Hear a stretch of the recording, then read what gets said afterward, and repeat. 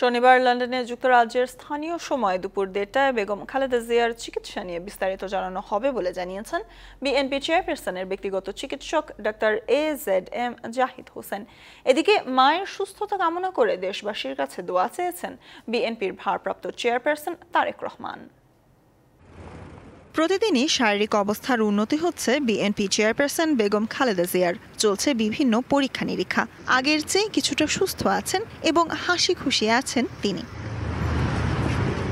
অন্যান্য দিনের মতো লন্ডনের স্থানীয় সময় শুক্রবার মায়ের শারীরিক অবস্থার খোঁজ নিতে দ্য লন্ডন ক্লিনিকে যান পুত্র তারেক রহমান ও তার স্ত্রী জুবাইদা রহমান। এ সময় তারা খালেদা জিয়ার সুস্থতা কামনা করে দেশবাসীর কাছে দোয়া চান। দেশবাসীর কাছে তো একটাই বলবো, উনি দেশের নেত্রী, কাজেই দেশবাসীর কাছে অনুরোধ জানাবো সন্তান হিসেবে ওনার জন্য দোয়া করার জন্য। এর আগে যুক্তরাজ্য বিএনপির উদ্যোগে লন্ডনের ব্রিকল্যান্ড মসজিদে বিশেষ দোয়া ও মিলাদ মাহফিলের আয়োজন করা হয়। যুক্তরাজ্যের প্রত্যেকটা মসজিদে আমরা নির্দেশ দিয়েছি, যুক্তরাজ্য বিএনপি সবাই এই ফ্রাইডে আজকে তারা জুম্মার নামাজের পরে ব্রিকল্যান্ড মসজিদেও যেভাবে হয়েছে প্রত্যেকটা মসজিদে আমরা সবাইকে আহ্বান করেছি।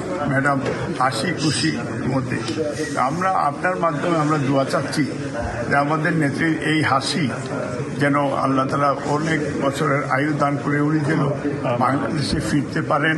এদিকে যুক্তরাজ্যের স্থানীয় সময় শনিবার দুপুরে বেগম খালেদা জিয়ার চিকিৎসার বিষয়ে বিস্তারিত জানানো হবে বলে জানিয়েছেন বিএনপি চেয়ারপারসনের ব্যক্তিগত চিকিৎসক ডাক্তার AZM জাহিদ হোসেন।